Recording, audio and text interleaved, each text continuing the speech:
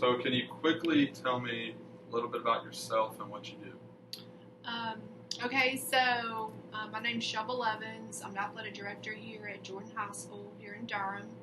Um, I went to college at Campbell University. I got a bachelor's degree in sports management, got a minor in business. I continued there at Campbell University, got a master's in education. While I was at Campbell, as an undergrad, I worked with the women's basketball team. And then in graduate school, I worked in the athletic department. When I worked in the athletic department, I worked as an event manager for baseball, wrestling, and volleyball. So I graduated from Campbell in 2006 with my master's. During that time, the job market was not so good. I wanted to continue working in college athletics, but at the time I didn't want to move. There wasn't nothing around here, as far as the job market. So I decided to go into teaching and coaching. I didn't have a PE license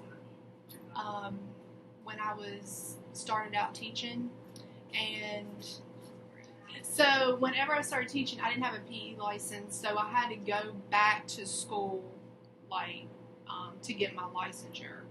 And then during that time, I taught at a middle school, I coached, and then I coached at a high school. Then I went to another school. That's where I started being an athletic director. I was an AD there for 1 year, got another job offer at a 1A high school, was there for 2 years, and then I got a job here as athletic director at a 4A school. This is my 5th year as an athletic director. So I've been teaching for 10 years. So you covered your school, your major. What college classes, or how did your college classes prepare you for your career? Especially like sports management, I would really advise anybody to definitely do a minor in business. Business is the biggest thing, no matter if you are at a high school or if you're at the collegiate level. You have to understand budgets, you have to understand marketing, you have to understand how to manage people.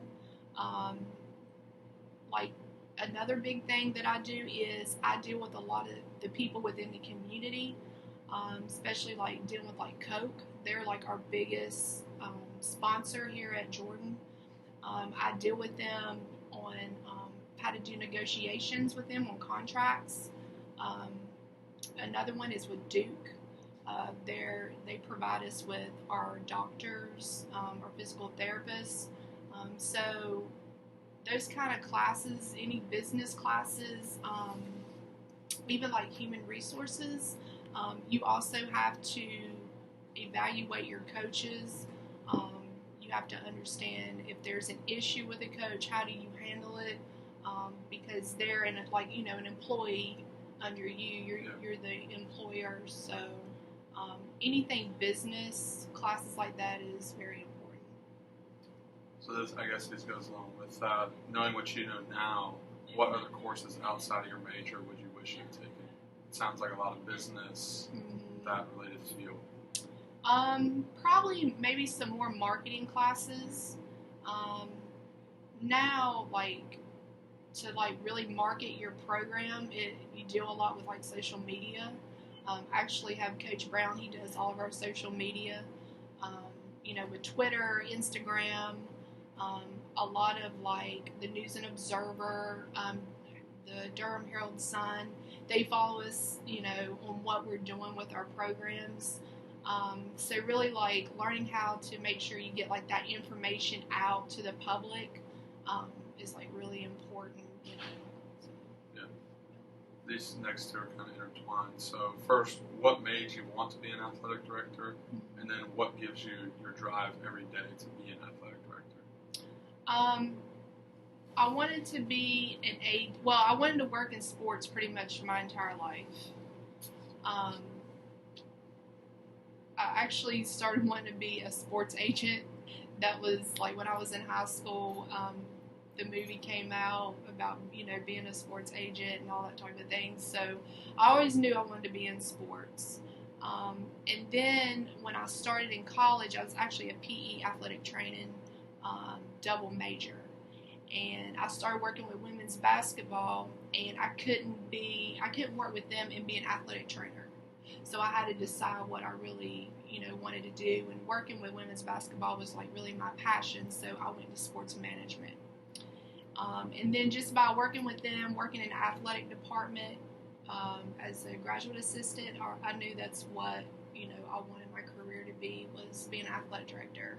And basically my drive is, I feel like athletics is an extension of anybody's education, college, high school, and I just love helping young people be successful. I feel like athletics is important.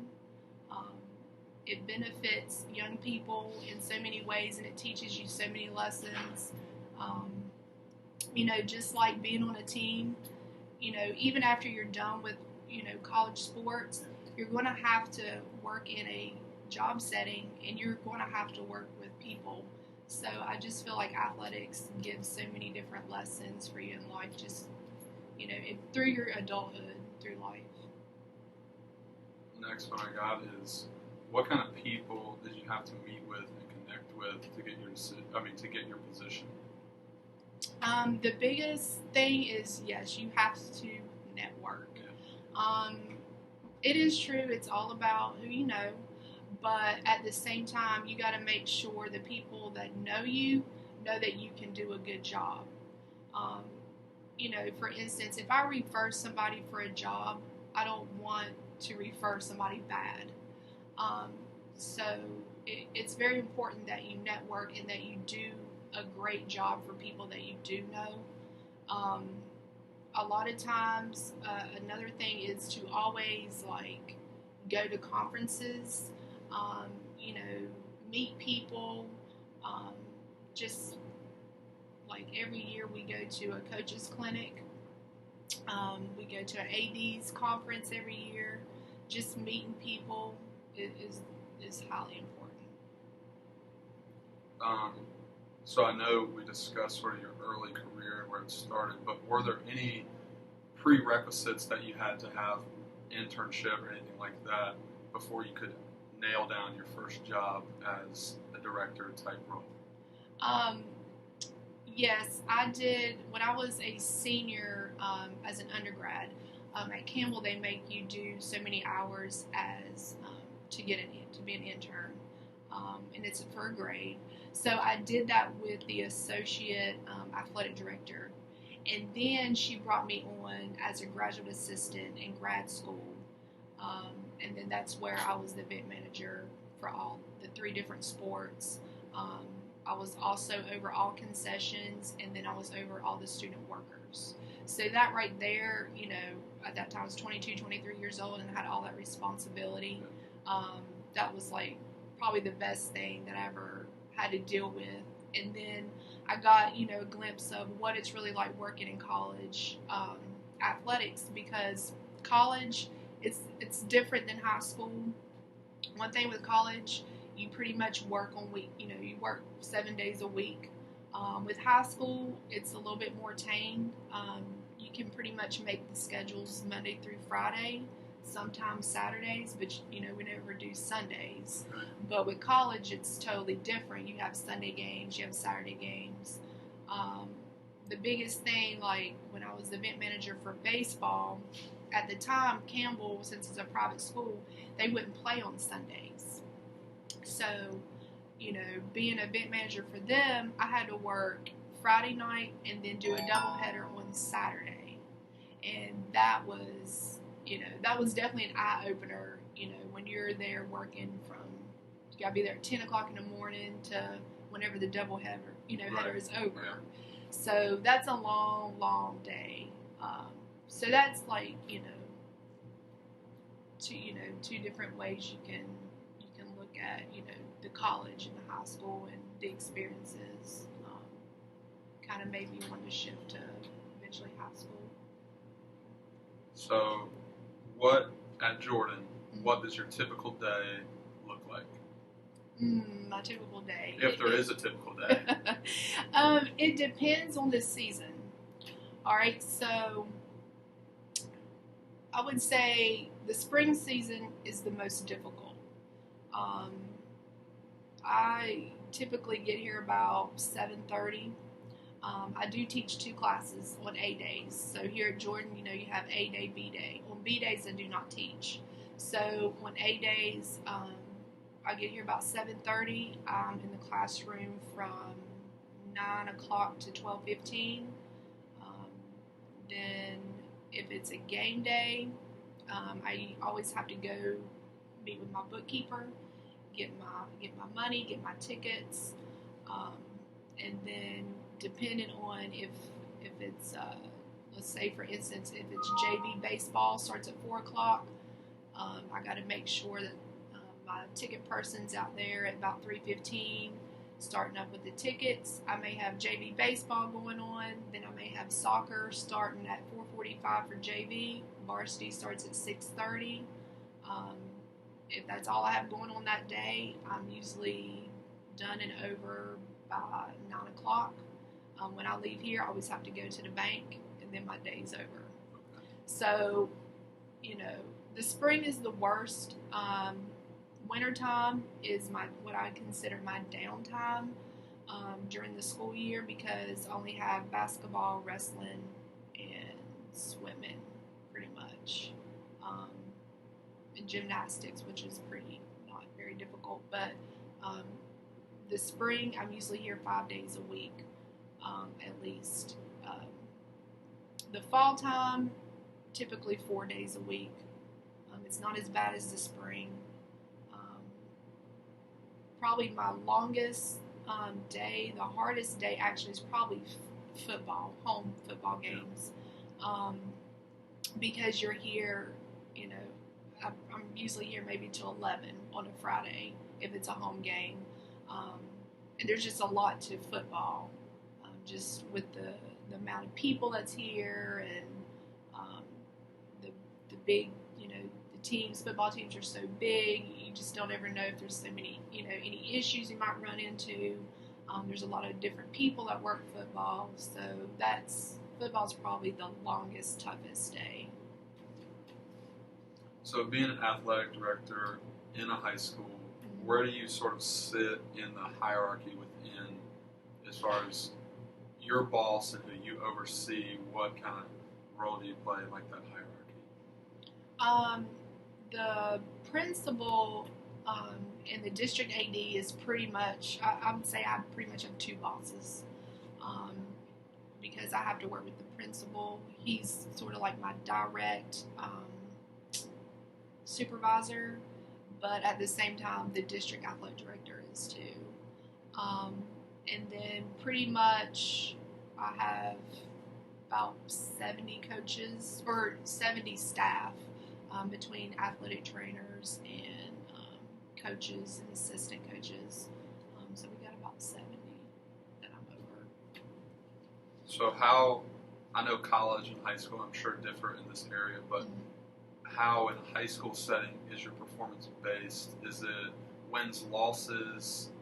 You know what I'm saying? Like, how would you base more of a high school athletic? Because you can't control, obviously, wins and losses as much as like a college one can with coaches and stuff like that. So how would your performance be based in high school? You're talking about as the athletic department? Yeah. Well, in high school, it's sort of like college. They have like, high school we have like the Wells Fargo Cup. Okay, yeah. So I kind of look at what place did each team kind of end up as, compared to the other schools. Like this year, or last year, we had 6 schools in our conference, and we ended up being in 2nd place. This year, we had 7 schools. Well, we ended up being in 3rd place, but we were only like 3.5 points behind the second team. So actually, our points from last year were a whole lot better.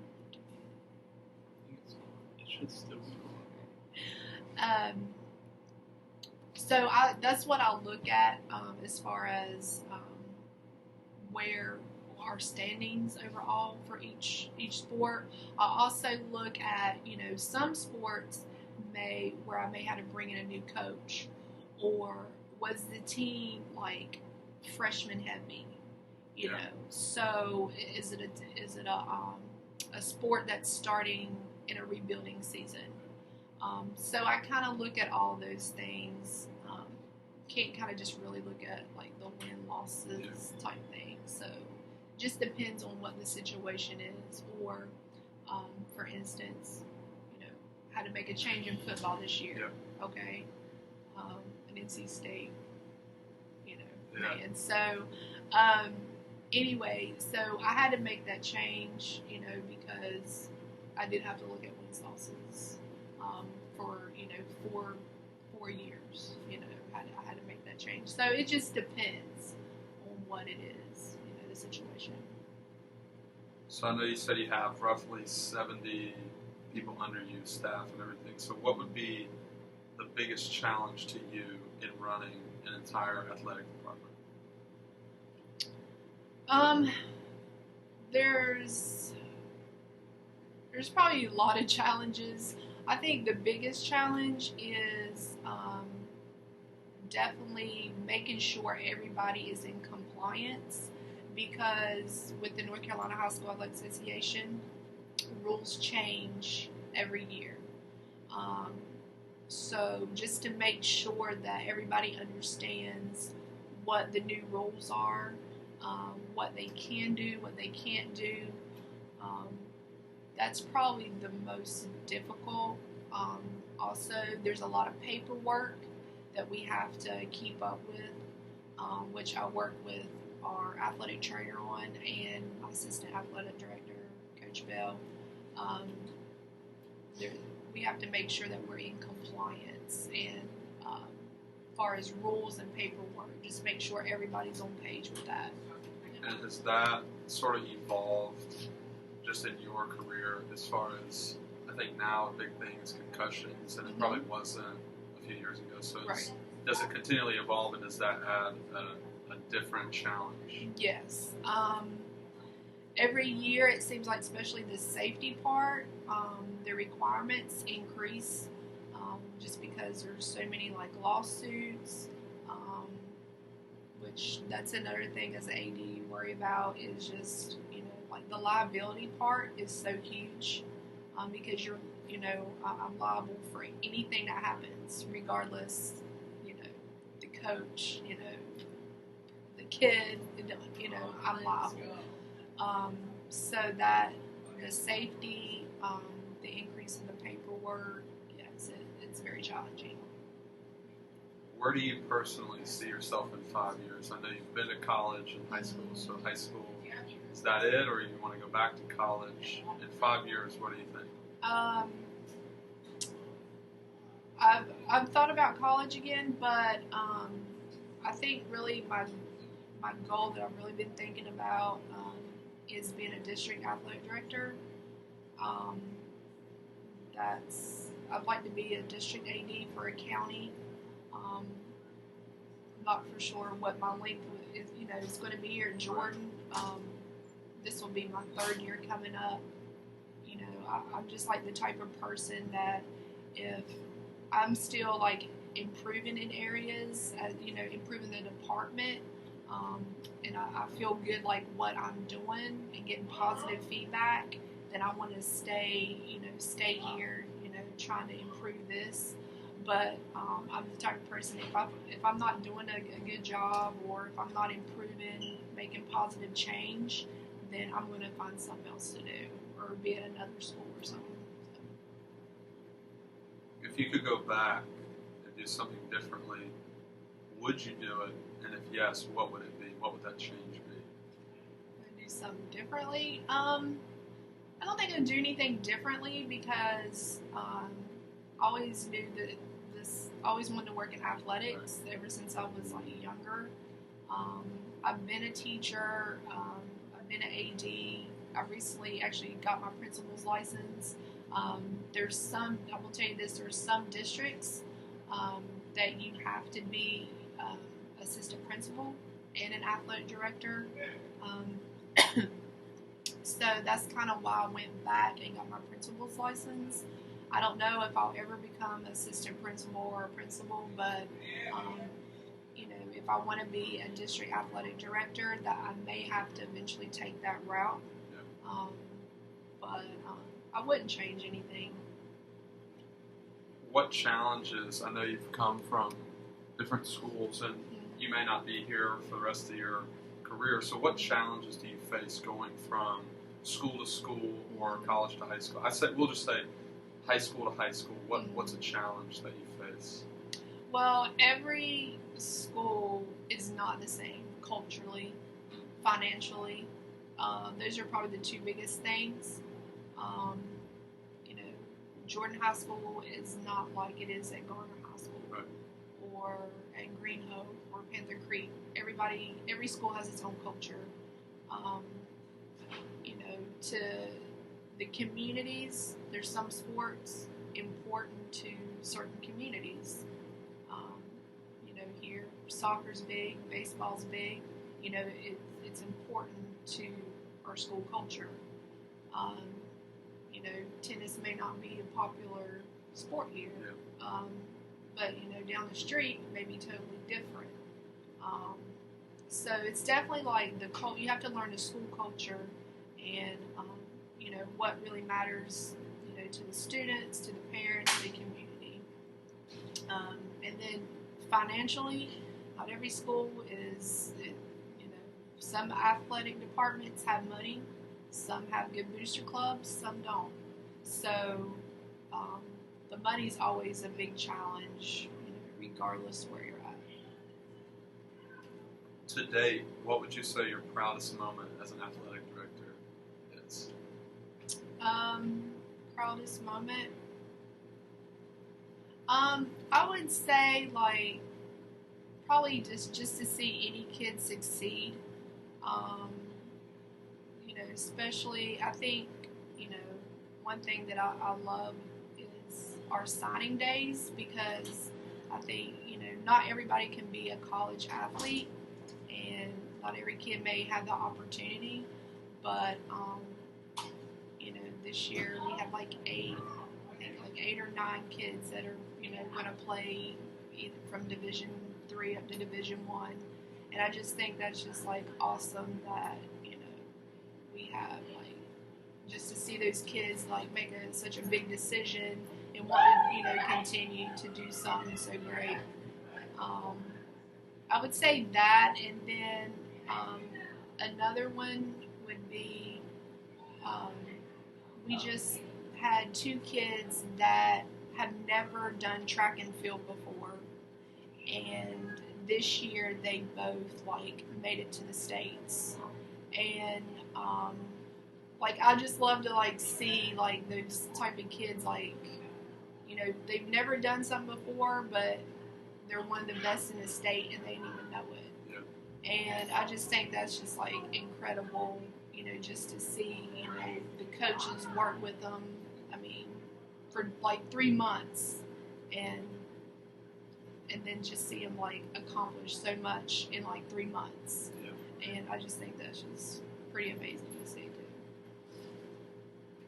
So in the field of athletics, and specifically we'll say athletic directing, what's something that would really make you stick out to someone who wants to be in this field, whether it be a master's degree, something like that? What's some things that will really make you stick out from the rest of the sports management majors?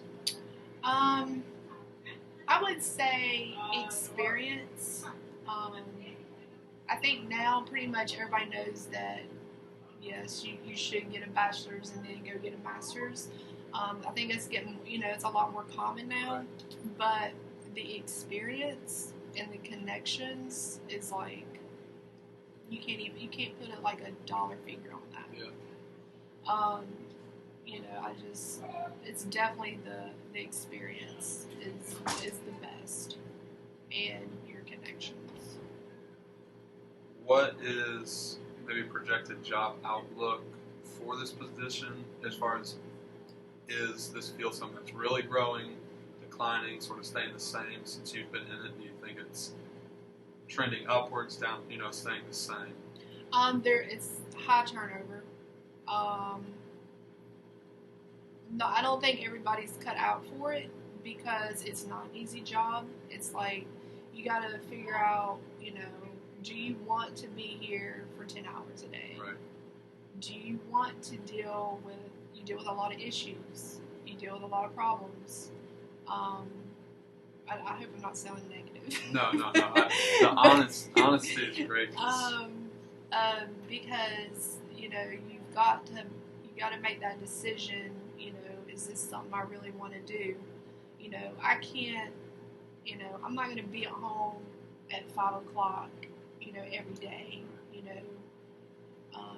If you want a family, okay, you better find a wife that understands, okay, my husband is not going to be here at 5:00. If you want to have kids, you just you kind of gotta look at all that, perspective. When you're young, you don't, you're right. single or whatever. But if you have like that family mindset, you got to make sure whatever spouse you have, you got to make sure they have an understanding of what you do. Yeah. And what suggestions would you give to someone aspiring to be in your position? Definitely, I would say, think about what way do you really want to go. If it's high school, then you got to make sure that you get like a teaching certification, because any public high school, you're going to have some kind of teaching certification. Private school, they're a little bit lenient. You might not have to have that. If you're going to college, then you're okay getting like a sports management degree and an MBA. But you got to kind of decide which way you kind of want to go. If it was me, I would, if you have to do an internship or something like that, try both, and see, which way you want to go. Let's say if you want to still coach as a high school AD, you can still do that. College, I've never known anybody to coach and be an AD, so that might be out the door. But if you still want to coach, you can be a high school AD and do that. Now I don't coach anything, but it's just too much, But there are a lot of ADs that do. So I would try both, see what you really want to do, and then decide from there. Yeah. See. And then get a lot of experience. Volunteer. I'm always like open. I'd love to see more college students like ask for help from me. To just get some experience and see, because like I said, it's not for everybody. You just got to decide on what kind of like lifestyle you really want. Last question, and we've kind of touched on it, but what would be like a big misconception about an athletic director, your role? Because I think what you said about how you work, you get here in the morning, you leave at night, I don't think a lot of people realize that. What would you say a big misconception is? They probably don't understand how difficult it is, because you're going in so many different directions.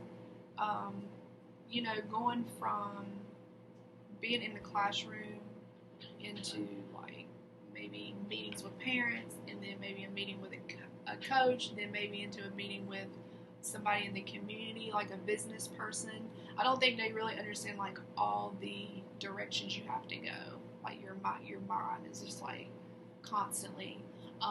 Another thing too, like you're constantly planning. Like for instance, like my football schedule, it's done for the next 3 years. You're constantly thinking forward. Yeah. That's another thing too, like the scheduling piece. That's very difficult. Um, we schedule like a year in advance, Wow. but football is usually like 3 years in advance. Um, so that's probably the biggest thing. Is just you're just constantly going in many different directions. Play question off that. The scheduling, Mm-hmm. does it work? How does it necessarily work? Do you have, like, obviously conference games Mhm. makes sense, but out of conference, do you have like agreements with teams or schools? Hey, we'll play you, and Right. this we play, or is it sort of, hey, we have a date open, you have a date open, let's play? So how you do it is you have your conference. Every conference is different. Like the Pac-6, we are we have somebody in our conference that does like the scheduling, and then they just like give it to all the athletic directors. So we usually get that in January, and then usually February is when I start calling other athletic directors, um, depending on the school. Like for instance, in not next year, but the year after, we'll be in a new conference. So I emailed all the ADs in our new conference in 2017 and said, hey, I want to schedule with you guys across the board as much as we can so we can start getting the feel of, travel and, how y'all play, how, that type of thing. So then I'd start doing my non-conference scheduling. And it's just basically usually through email or through a phone call. Sometimes we pretty much have a history of playing the same people. Since I've been here, I've tried to change it up a little bit. But I also get input from my coaches. Okay. So I don't, make all the decisions. I usually put it out there. Okay, are you guys okay playing with these, Right. against these schools? But football, you have to do a contract for non-conference. You don't necessarily have to do contracts for the other sports. I typically just do football. Another thing too is you can, depending on the sport, most sports you can only do 23 games plus an endowment game. And what an endowment game is the state gets a cut of the money, and then you split the money between the schools, the two schools that play each other. So with the endowment game, you do have to make a special request with the state and say this is our endowment game, so they expect the money, and both of the schools expect split in the pot.